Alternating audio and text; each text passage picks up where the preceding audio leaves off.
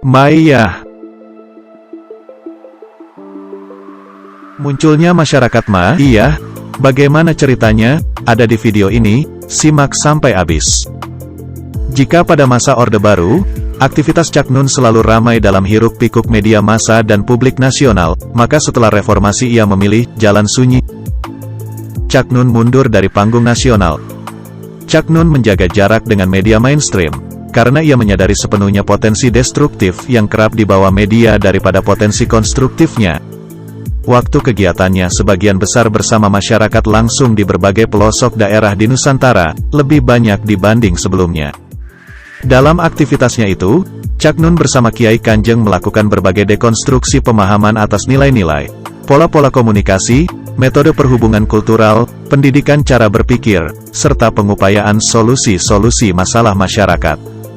Aktivitas Cak Nun yang intens bersama masyarakat itu kemudian berkembang sebagai sebuah konsep kebersamaan yang diikuti beragam lapisan masyarakat. Konsep ini kemudian tahun 2001 disebut Ma'iyah. Secara etimologis, Ma'iyah berasal dari kata ma'a, bahasa Arab yang artinya bersama, dan arti Ma'iyah sendiri adalah kebersamaan. Kebersamaan dibangun dengan berpijak pada kebersamaan segitiga cinta, yaitu segitiga antara Allah, Rasulullah, dan makhluk. Inspirasi konsep kebersamaan ini diambil dari Al-Quran yang dikaji oleh Marja, rujukan keilmuan Ahmad Fuad Effendi, bahwa kata ma'a dalam Al-Quran disebutkan sebanyak 161 kali yang berada dalam relasi atau kebersamaan antara Allah, Rasulullah, dan semua makhluknya.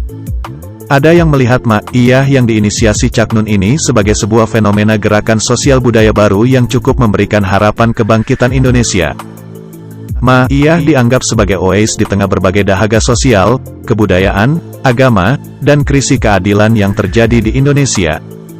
Karena kesemua permasalahan itu diakomodasi dan diolah bersama menjadi energi kreatif yang menyiratkan prospek masa depan Indonesia yang lebih baik. Ma'iyah bisa dikatakan seperti sekolah gratis terbuka atau universitas jalanan untuk berbagai lapisan masyarakat, atau juga mirip pesantren virtual. Ma'iyah seperti menjadi laboratorium sosial yang melatih logika berpikir dan seni manajemen kehidupan. Pun formatnya lain dari berbagai bentuk institusi pembelajaran yang pernah ada. Ma'iyah sangat terbuka bagi siapapun. Semuanya boleh datang ke majelis masyarakat Ma'iyah. Mereka yang merasa bertuhan, yang ateis, yang apolitis, juga yang politis, yang berpendidikan tinggi maupun tidak sekolah, semuanya boleh. Tanpa ada sekat yang dibangun untuk tujuan pemisahan. Tidak ada sekat berdasarkan agama, kelas sosial ekonomi, dan atas dasar stratifikasi sosial yang selama ini telah terbentuk kehidupan sehari-hari. Ma'iyah begitu cair, luwes, rileks, nyaris tanpa struktur baku. Bukan sebuah organisasi. Ma'iyah lebih cenderung disebut organisme, yang memiliki karakter seperti ruang yang menampung apapun dan siapapun di dalamnya. Cak Nun mengatakan bahwa sejatinya Ma'iyah itu merupakan dinamika tafsir terus-menerus, tidak terlalu penting didefinisikan secara baku. Yang penting keberadaannya bermanfaat bagi masyarakat luas.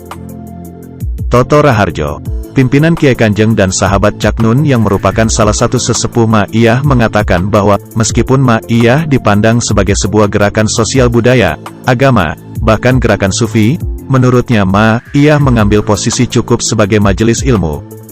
Menurut Cak Nun, dengan berposisi sebagai majelis ilmu, Ma'iyah dapat menjadi penyokong segala organisasi, pergerakan, ataupun institusi yang ada di masyarakat. Bagi Nahliyin yang berMa'iyah akan semakin kuat kenu'ahnya, dan warga Muhammadiyah tambah kuat kemuhammadiyahannya. Ma'iyah berupaya untuk selalu berada pada titik seimbang, sebagai penengah, berada pada posisi wasyatiyah, tidak memihak kepada siapapun, baik kekuasaan, ormas, mazhab agama, dan kelompok-kelompok atau aliran-aliran apapun. Padang bulan.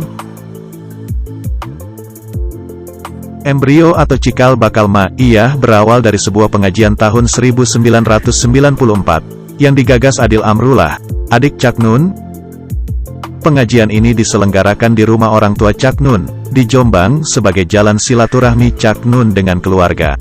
Karena padatnya jadwal undangan Cak Nun, maka keinginan teman-teman di Jawa Timur untuk bertemu dengannya diputuskan bisa 1 bulan sekali. Cak Dil, panggilan akrab Adil Amrullah, butuh waktu 2 tahun sejak 1992 merayu Cak Nun. Setelah disepakati, akhirnya mulai bulan Oktober tahun 1994 diselenggarakan pengajian rutin. Suasana Padang Bulan pada tahun 90-an. Pengajian itu dinamakan Padang Bulan yang secara kebetulan diadakan setiap pertengahan bulan Hijriah, dan hari kelahiran Cak Nun adalah 15 Ramadan, ketika bulan purnama. Padang Bulan awalnya diikuti 50-60 orang. Bulan kedua 270 orang. Bulan ketiga 500 orang. Setelah lebih dari 14 bulan diselenggarakan, pada awal tahun 1996 membludak hingga 10.000 orang yang puncaknya ketika menjelang reformasi, pernah dihadiri 35.000 orang. Dilihat dari pelat kendaraan mereka, ada yang dari Surabaya, Jakarta, Bandung, Yogyakarta, Solo, Cirebon, Malang, Brebes, dan berbagai wilayah Indonesia lainnya. Desa Menturo setiap Padang Bulan diadakan menjadi sangat ramai. Sebenarnya pada masa lalu desa ini juga cukup ramai pada saat Muhammad Abdul Latif atau akrab dipanggil Cak Met, ayah Cak Nun semasa beliau masih hidup. Almarhum mewarnai kegiatan kehidupan masyarakat Menturo. Cak Met mendirikan Madrasah Islamiyah, Mansyaul Ulum, di Menturo Timur tahun 1958. Namun sepeninggal Cak Met pada tahun 1975, keramaian saat itu perlahan meredup.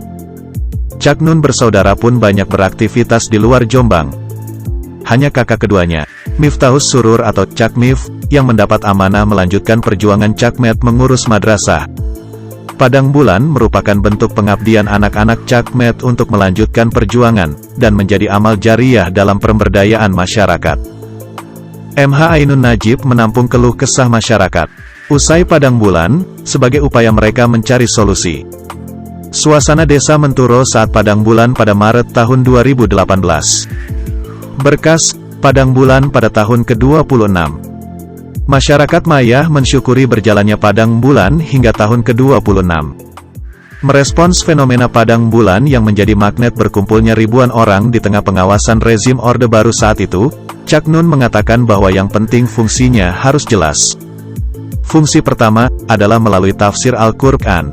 Padang Bulan mencoba merefleksikan penyikapan-penyikapan terhadap masalah-masalah sosial yang akhirnya diharapkan terjadi pembenahan cara berpikir bersama melalui pembelajaran Al-Qur'an. Fungsi kedua adalah pemberdayaan. Ada konsep-konsep yang dicari bersama sebagai alternatif terbaru dalam memberdayakan umat. Karena mereka yang datang ke Padang Bulan dari berbagai daerah dan latar belakang. Padang Bulan tidak hanya pengajian, tetapi ada silaturahmi ekonomi di situ. Di antara mereka ketika itu, yang datang ada tokoh politik, seniman, budayawan, dan selebriti.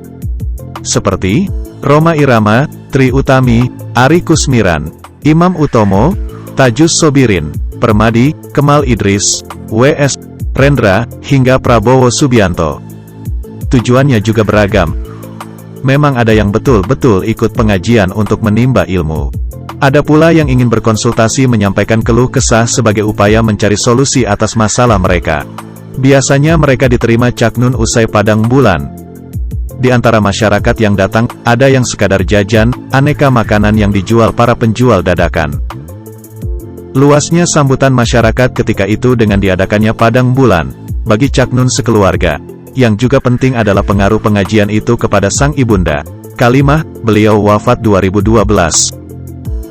Meski sudah lanjut usia ketika itu, Ibu Kalimah sangat bersemangat untuk mempersiapkan acara sebulan sekali itu. Cak Nun mengatakan bahwa ibunya akan sangat sehat kalau bisa ngerumat banyak orang karena merasa senang. Karena kalau tidak ada kegiatan, mungkin bisa sakit-sakitan. Sejak awal, upaya tafsir dilakukan di Padang Bulan melalui duet Cak Nun dan kakak pertamanya, Cak Fuad, Ahmad Fuad Effendi.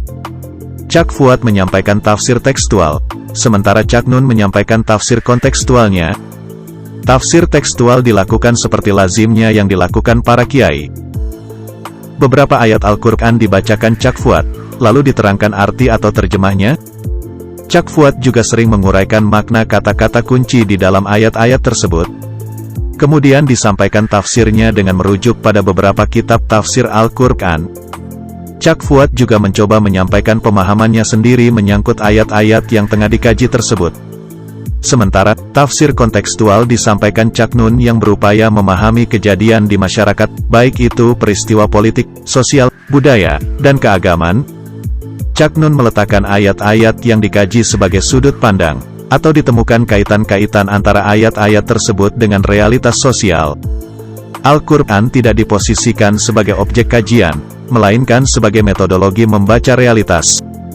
Meskipun begitu, Cak Nun tidak mengklaim bahwa mereka mufasir.